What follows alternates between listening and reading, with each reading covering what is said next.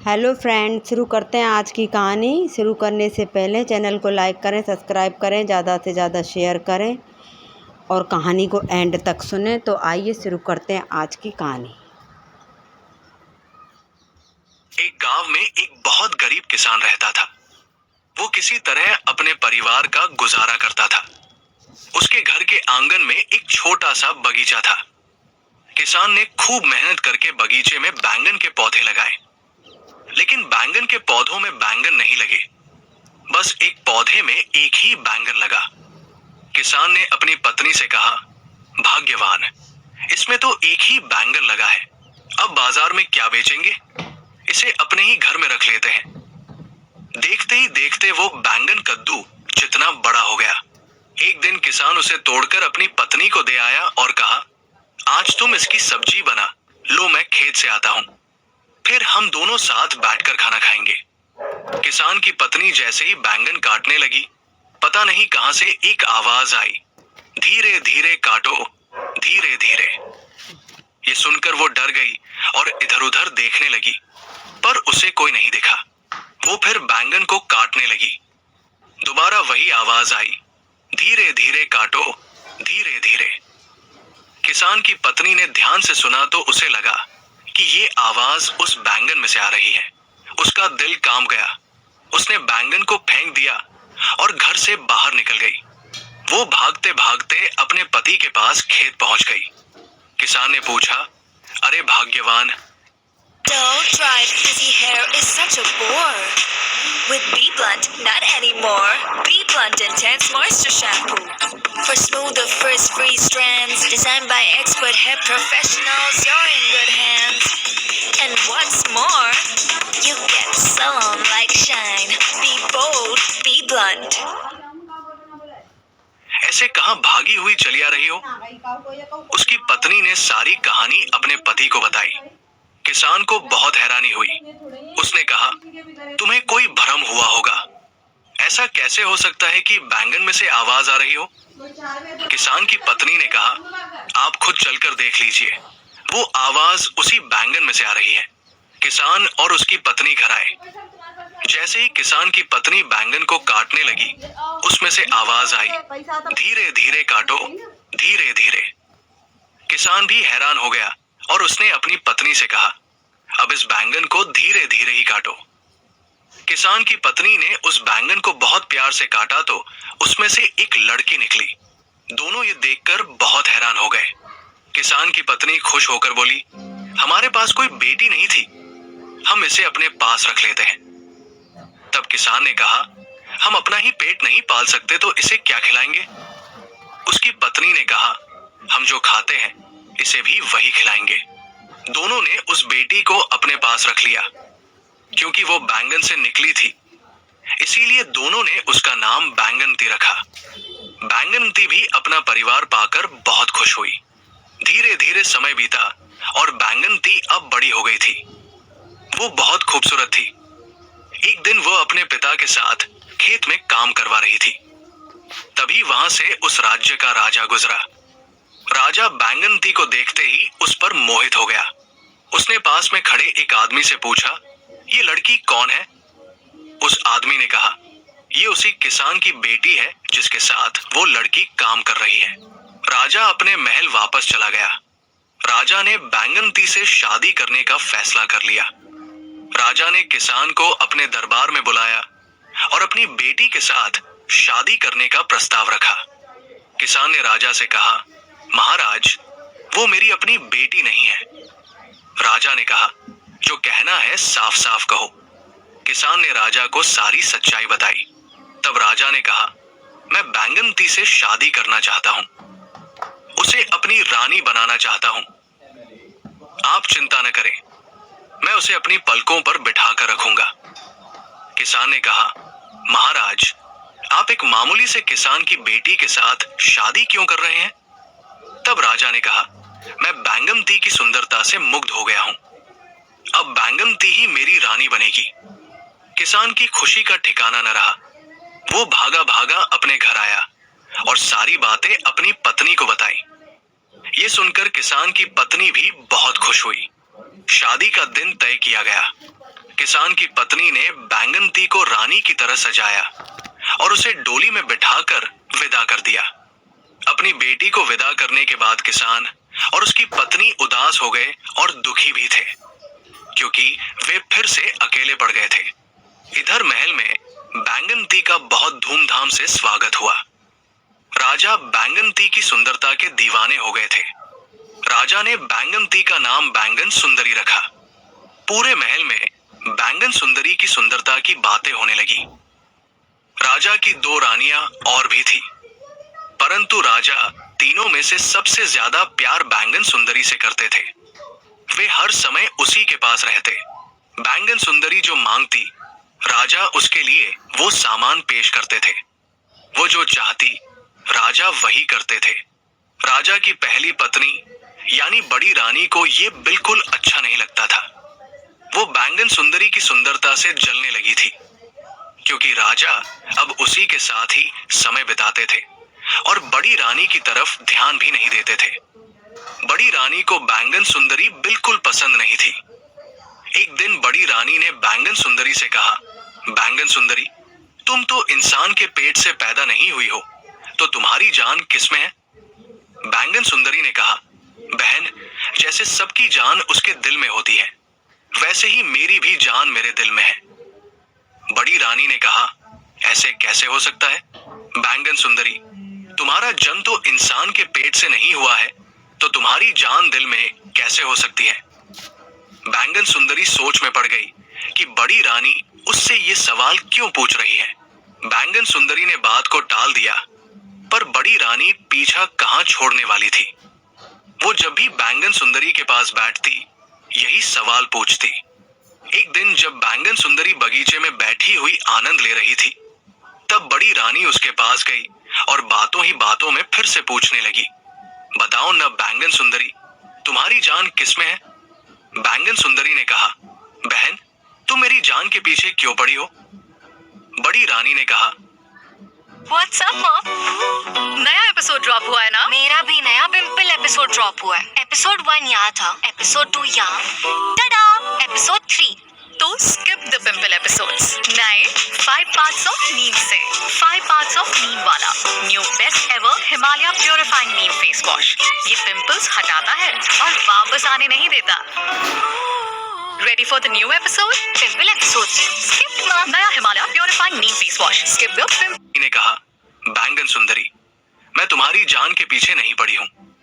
शायद तुम्हें इस बात का ज्ञान नहीं है, क्योंकि तुम एक मामूली से किसान की बेटी हो, पर हम राजघराने के बहुत से दुश्मन होते हैं। बस इसीलिए मैं तुम्हें सावधान करना चाहती हूँ। अगर तुम मुझे बता दोगी कि तुम्हारी जान किस में है, तो कल को मैं तुम्हारी रक्षा कर सकती हूँ। बस इसीलिए मैं तुमसे बार बार ये सवाल पूछती हूँ। बैंगन सुंदरी ने कहा, बड़ी रानी, समय आने पर मैं आपको बता दूंगी। बड़ी रानी ने कहा, बैंगन सुंदरी, तुम ये याद रखना, तुमने मुझे वचन दिया है, अब तुम्हें बताना ही पड़ेगा। बैंगन सुंदरी ने कहा, हाँ बड़ी रानी, वक्त आने पर मैं तुम्हें सब बता दूंगी। बैंगन सुंदरी मन ही मन ये सोच रही थी कि बड़ी रानी उसकी जान के बारे में क्यों जानना चाह रही है। एक दिन बैंगन सुंदरी ने राजा से कहा, महाराज, अगर मैं मर जाऊं तो मेरे शरीर को जलाना मत। इतना सुनकर राजा ने बैंगन सुंदरी के मुंह पर हाथ रख दिया और बोला, बैंगन सुंदरी, ये कैसी अशुभ बातें कर रही हो? बैंगन सुंदरी ने राजा से कहा, महाराज, मरना तो एक दिन सबको है, इसीलिए आज मैं आपको सब कुछ बता देना चाहती हूँ। बैंगन सुंदरी ने कहा, अगर मैं मर जाऊं तो मेरे शरीर को जलाना मत, बल्कि एक महल बनवा देना, जिसके आंगन में मेरे शरीर को रख देना और एक बगीचा भी बनवा देना। महल के चारों ओर ऊंची ऊंची दीवारें बनवा देना, ताकि उसके अंदर कोई प्रवेश न कर सके। राजा ने बैंगन सुंदरी को चुप कराते हुए कहा, चुप हो जाओ रानी, ये कैसी अशुभ बातें कर रही हो? रानी बोली, हाँ महाराज, मैं अभी के लिए चुप हो जाती हूँ। बस एक आखिरी बात और कहना चाहती हूँ। आप उस महल में बहुत सारा अनाज भी रखवा दीजिएगा और बाकी सारी जरूरत की चीजें भी। राजा ने गुस्से में आकर कहा, तुम चुप हो जाओ बैंगन सुंदरी। बैंगन सुंदरी एकदम से चुप हो गई। फिर एक दिन पता चलता है कि बैंगन बैंगन सुंदरी मां बनने वाली है। और ये बात पूरे महल में फैल गई। पूरे राज्य में खुशी की लहर दौड़ गई। ये राजा की पहली संतान थी, क्योंकि राजा की दोनों रानियों को कोई बच्चा नहीं हुआ था। राजा बहुत खुश हुआ। उसने पूरे नगर में तोहफे बंटवाए और बैंगन सुंदरी को पहले से भी ज्यादा प्यार करने लगा था। बड़ी रानी की जलन और बढ़ गई। वो बैंगन सुंदरी से और भी नफरत करने लगी। कुछ दिन बीते। एक दिन बड़ी रानी ने फिर बैंगन सुंदरी से पूछा, बैंगन सुंदरी, आज तो तुम्हें बताना ही पड़ेगा कि तुम्हारी जान किस में बसती है। अब तुम झूठ नहीं बोल सकती। तुम मां बनने वाली हो। अगर तुम झूठ बोलोगी तो इसका असर तुम्हारे बच्चे पर पड़ेगा। और अगर तुमने फिर भी नहीं बताया तो मैं पूरे नगर में ढिंढोरा पिटवा दूंगी कि छोटी रानी झूठी है। बैंगन सुंदरी ने कहा, बहन, मैं तुम्हें अपनी सच्चाई बच्चा होने के बाद बता दूंगी। पर बड़ी रानी कहाँ मानने वाली थी। वो बैंगन सुंदरी के पीछे पड़ गई। उसे धमकियां देने लगी। हारकर बैंगन सुंदरी ने उसे अपनी सारी सच्चाई बता दी। बैंगन सुंदरी ने कहा, मेरे मायके में जो बगीचा है उसमें एक कुआं है। उस कुएं में एक लकड़ी का संदूक है। उस संदूक में एक डिबिया पड़ी है। उस डिबिया में एक माला है। उसी माला में मेरी जान बसती है। बड़ी रानी ने कहा, तुम्हारी जान तो बहुत सुरक्षित जगह पर है बैंगन सुंदरी। हम मनुष्यों को देखो, कोई भी आसानी से मार सकता है। इतना कहकर बड़ी रानी उठ खड़ी हुई और बोली, तुम हमेशा खुश रहो बैंगन सुंदरी। इतना कहकर बड़ी रानी वहां से चली गई और मन ही मन बहुत खुश हुई, क्योंकि वो बैंगन सुंदरी को आसानी से अपने रास्ते से हटा सकती थी। बड़ी रानी अपने कमरे में गई और अपनी नौकरानी से कहा, एक गोताखोर को बुलवाओ। नौकरानी गोताखोर को ले आई और बड़ी रानी ने उससे कहा, तुम बैंगन सुंदरी के मायके जाओ और वहां एक बगीचा है। उसमें एक कुआं है। कुएं में एक लकड़ी का संदूक है। उस संदूक में एक डिबिया रखी है। उस डिबिया को निकालकर मेरे पास ले आओ। अगर तुम मेरा ये काम करोगे तो मैं तुम्हें 5000 सोने की मुद्राएं दूंगी। गोताखोर बैंगन सुंदरी के मायके जाता है और कुएं से उस संदूक को बाहर निकालकर उसमें से वो डिबिया निकाल लेता है। डिबिया निकालते ही बैंगन सुंदरी की तबीयत खराब हो गई। गोताखोर महल में आकर वो डिबिया बड़ी रानी को दे देता है। बड़ी रानी उस गोताखोर को 5000 मुद्राओं की जगह 1000 मुद्राएं दे देती है। इधर बैंगन सुंदरी की तबीयत बिगड़ती जाती है और बड़ी रानी वो डिबिया खोलकर उसमें रखी माला को अपने गले में डालती है और पागलों के जैसे हंसने लगती है, क्योंकि वो जिससे इतनी नफरत करती थी उसके प्राण उसकी मुट्ठी में है। बैंगन सुंदरी की सांसें ऊपर नीचे होने लगती है और वो मृत अवस्था में आ जाती है। राजा बैंगन सुंदरी के मृत शरीर को लिए हुए बैठे थे और फूट फूट कर रो रहे थे। पूरे महल में शोक छा गया। राजा के मंत्री ने राजा से कहा, छोटी रानी के अंतिम संस्कार का समय हो गया है। तब राजा ने अपने मंत्री से कहा, नगर के बाहर एक दूसरा महल बनवाओ और वहां आंगन में बगीचा लगाकर बैंगन सुंदरी के शरीर को सिंहासन सहित वहां रख दो। ये बैंगन सुंदरी की आखिरी इच्छा थी। मंत्री राजा की बात सुनकर हैरान रह गया और बोला, महाराज, मुझे लगता है छोटी रानी के शरीर को जलाना ज्यादा उचित है।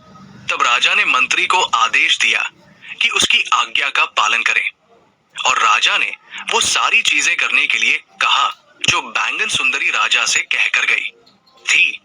महल में सारी जरूरत की सामान रखवा दी गई। महल बनकर पूरी तरह से तैयार हो गया और बैंगन सुंदरी के शरीर को सिंहासन सहित वहां रख दिया गया। महल के चारों ओर ऊंची ऊंची दीवार बना दी गई ताकि उसके अंदर कोई प्रवेश न कर सके। अब राजा बैंगन सुंदरी की याद में बहुत दुखी रहने लगा था। एक दिन राजा ने सोचा, बैंगन सुंदरी ने अपने शरीर का अंतिम संस्कार करने के लिए क्यों मना कर दिया था? क्या वो कभी लौट कर आएगी? परंतु फिर राजा अपने मन को समझा लेता कि मरे हुए लोग कभी वापस नहीं आते। राजा बैंगन सुंदरी की याद में उस महल के चारों ओर अक्सर चक्कर लगाया करता था। एक दिन राजा ने उस महल के अंदर से एक बच्चे के रोने की आवाज सुनी। राजा हैरान रह गया कि ये बच्चा उस महल में कैसे आया। राजा ये देखने के लिए उस महल के अंदर चला गया। राजा ने देखा बैंगन सुंदरी का शरीर मृत पड़ा हुआ है और एक छोटा बच्चा उसके पास बैठा रो रहा है। राजा उस बच्चे के पास गया और उसे अपनी गोद में उठा लिया। राजा की गोद में आते ही वो बच्चा चुप हो गया और कुछ देर बाद वो राजा की गोद में ही सो गया। राजा उस बच्चे को बैंगन सुंदरी के पास लेकर वहां से लौट आया। अगले दिन जब राजा उस बच्चे से मिलने गया तो उसके लिए एक खिलौना लेकर गया। राजा उस बच्चे के साथ खेल रहा था और फिर शाम होते ही उस बच्चे को बैंगन सुंदरी के पास लेटाकर वापस लौट आया। ऐसे ही जब राजा उस बच्चे से मिलने के लिए जाता तो बच्चे के लिए बहुत सारे खिलौने और खाने की चीजें लेकर जाता, उसे अपने हाथों से खिलाता और फिर सुलाने के बाद बैंगन सुंदरी के पास छोड़ आता था। धीरे धीरे समय बीतता गया और वो बच्चा भी बड़ा होता गया। अब वो बच्चा बोलने लगा था। एक दिन जब राजा उस बच्चे के साथ खेल रहा था तब राजा ने उस बच्चे से पूछा, बेटा ये जो लेटी हुई है ये तुम्हारी कौन है? बच्चे ने एक मधुर स्वर में कहा, माँ। राजा हैरान रह गया और वो समझ गया कि ये बैंगन सुंदरी का ही बच्चा है। राजा ने उस बच्चे से पूछा, बेटा तुम्हें रोज खाना कौन खिलाता है? उस बच्चे ने कहा, माँ। राजा बैंगन सुंदरी के शरीर की ओर देखने लगा, परंतु बैंगन सुंदरी उसी अवस्था में लेटी हुई थी जिस अवस्था में राजा और उसके मंत्री उसे छोड़ कर गए थे। राजा को बहुत हैरानी हो रही थी। फिर राजा ने उस बच्चे से पूछा, तुम्हारी माँ कब उठती है? बच्चे ने कहा, रात में। राजा ने बच्चे से कहा, बेटा आज रात में जब तुम्हारी माँ उठेंगी तो तुम माँ से ये सवाल पूछना कि वो रात में ही क्यों उठती है। इतना कहकर राजा उस बच्चे को बैंगन सुंदरी के पास सुलाकर चले आते हैं। रात हो जाती है, बैंगन सुंदरी उठ जाती है। जैसे ही बैंगन सुंदरी अपने बच्चे को खाना खिलाने के लिए आगे बढ़ती है, बच्चा कहता है, माँ मेरा पेट भरा हुआ है। बैंगन सुंदरी हैरान हो जाती है कि इस महल में तो कोई नहीं आ सकता, फिर मेरे बच्चे को खाना किसने खिलाया है? बैंगन सुंदरी ने बच्चे से कहा, बेटा तुम्हारा पेट कैसे भरा हुआ है? तुम्हें कौन खाना खिला कर गया? बच्चे ने कहा, राजा जी आए थे और वो रोज आते हैं, मेरे लिए बहुत सारे खिलौने और मिठाइयाँ लाते हैं, मैं उनके साथ खूब खेलता हूँ। फिर बच्चे ने बैंगन सुंदरी से कहा, माँ राजा ने एक सवाल पूछा है। बैंगन सुंदरी ने कहा, पूछो बेटा। समझ गई कि राजा सारी सच्चाई जानना चाहते हैं। उसने सोचा सारी सच्चाई बताने का सही समय आ गया है। उसने अपने बेटे से कहा, बेटा कल जब राजा जी आए उनसे कहना कि बड़ी रानी ने जो अपने गले में माला पहन रखी है उसी में मेरी जान बसती है। दिन में बड़ी रानी उस माला को अपने गले में पहन कर रखती है और जब रात में सोते समय उसे उतार देती है तो मैं जग जाती हूँ। बेटे ने अपनी माँ से कहा, माँ मैं राजा जी को सब बता दूंगा। अगले दिन सुबह जब राजा उस बच्चे से मिलने के लिए आते हैं तो बच्चा राजा जी से सारी सच्चाई कह देता है। राजा समझ गया कि बड़ी रानी बैंगन सुंदरी से जलती थी, इसीलिए उन्होंने बैंगन सुंदरी का राज पूछा और उसे मार दिया। अब राजा योजना बनाने लगा था कि बड़ी रानी से वो माला वापस कैसे ली जाए। इधर बड़ी रानी बहुत खुश थी, वो महल में सब पर हुकूमत कर रही थी। एक रात जब राजा बड़ी रानी के पास आते हैं तब राजा बड़ी रानी से कहते हैं, रानी मुझे आपको एक बहुत जरूरी बात बतानी है। बड़ी रानी कहती है, बोलिए महाराज। राजा कहते हैं, मेरे गहरे दोस्त का एक बेटा है, उसकी माँ अब इस दुनिया में नहीं है, वो बेटा अभी बहुत छोटा है, बिना माँ के उसका पालन पोषण करना मेरे दोस्त के लिए बहुत कठिन हो गया है। अगर तुम्हारी आज्ञा हो तो उस बच्चे को हम महल में ले आते हैं। बड़ी रानी कहती है, जरूर, हमें आपके दोस्त की मदद करनी चाहिए और वैसे भी हमारी कोई औलाद नहीं है तो हम उस बच्चे को कुछ दिनों के लिए अपने पास ही रख लेते हैं। अगले दिन जब राजा बच्चे से मिलने जाता है तो उसे समझा देता है कि जैसे ही बड़ी रानी तुम्हें गोद में उठाए तुम बड़ी रानी के गले में जो माला पड़ी है उसे पकड़कर रोने लगना और तब तक चुप नहीं होना जब तक बड़ी रानी तुम्हें वो माला न दे दे राजा बच्चे को महल में लेकर आ जाता है। सब लोग उस बच्चे को बहुत प्यार करते हैं। एक दिन बड़ी रानी उस बच्चे को गोद में लिए हुए बैठी थी। अचानक बच्चा उस माला को पकड़कर रोने लगता है। बड़ी रानी बहुत कोशिश करती है, तरह तरह के खिलौने लाकर रखती है, परंतु वो बच्चा चुप होने का नाम नहीं लेता है। अचानक से बड़ी रानी के कमरे में राजा आ जाते हैं और पूछते हैं, बड़ी रानी, ये बच्चा क्यों रो रहा है? बड़ी रानी कहती है, महाराज, इस बच्चे को ये माला चाहिए। तब राजा कहते हैं, तो क्या हुआ रानी? इतनी मामूली सी चीज के लिए बच्चा इतनी देर से रो रहा है, तुम उसे ये माला क्यों नहीं दे देती? बड़ी रानी कहती है, महाराज, ये माला मैं किसी को नहीं दूंगी, ये मेरा सबसे प्रिय है। राजा कहते हैं, बड़ी रानी, मैं तुम्हारे लिए इससे भी महंगे और अच्छे गहने ला दूंगा, तुम ये माला इस बच्चे को दे दो। बड़ी रानी कहती है, हरगिज नहीं महाराज, मैं ये माला किसी को न दूंगी। राजा कहते हैं, बड़ी रानी, मैं इसी के जैसी माला तुम्हें लाकर दे दूंगा, ये माला इस बच्चे को दे दो। देखो, ये बच्चा चुप होने का नाम नहीं ले रहा है, अगर इसे कुछ हो गया तो हम अपने दोस्त को क्या जवाब देंगे? बड़ी रानी को उस बच्चे पर दया आ गई और उसने राजा से कहा, जैसे ही इस माला से बच्चे का मन भर जाएगा, ये माला मैं ले लूंगी। राजा ने कहा, जैसा आपको ठीक लगे। बड़ी रानी वो माला उतारकर उस बच्चे को दे देती है। बच्चा खेलते खेलते बड़ी रानी के कमरे से बाहर आ जाता है। राजा उस माला को उस बच्चे से ले लेते हैं और जाकर बैंगन सुंदरी के गले में डाल देते हैं। जैसे ही राजा बैंगन सुंदरी के गले में वह माला डालते हैं, बैंगन सुंदरी उठ बैठती है। राजा बैंगन सुंदरी से पूछते हैं, तुम्हारे साथ क्या हुआ था? बैंगन सुंदरी सारी बातें राजा को बता देती है और ये भी बताती है कि ये बच्चा और कोई नहीं, ये राजा का बच्चा है। राजा बैंगन सुंदरी से कहता है, बड़ी रानी को उसके किए की सजा जरूर मिलेगी, और बैंगन सुंदरी से कहते हैं, तुम कुछ दिनों के लिए इसी महल में रहो, मैं तुम्हें सही समय आने पर यहाँ से ले जाऊंगा।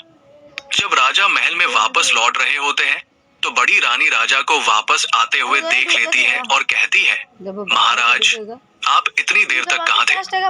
राजा ने कहा, मैं मंत्रियों के साथ कुछ सलाह मशवरा कर रहा था। राजा बड़ी रानी से कहता है, रानी, हमारे दुश्मन हम पर हमला करने वाले हैं और तुम्हारी जान को खतरा है, इसीलिए हमने योजना बनाई है कि कुछ दिनों के लिए तुम्हें सबसे छुपा कर रखें। रानी सारी बातें सुनकर राजा से कहने लगती है, हाँ महाराज, आप मुझे छुपा दीजिए, क्योंकि मुझे अपनी जान बहुत प्यारी है। राजा मंत्रियों से कहकर एक तहखाना बनवाता है और उसमें बड़ी रानी को रख देता है। सारी जरूरत की सामान भी उस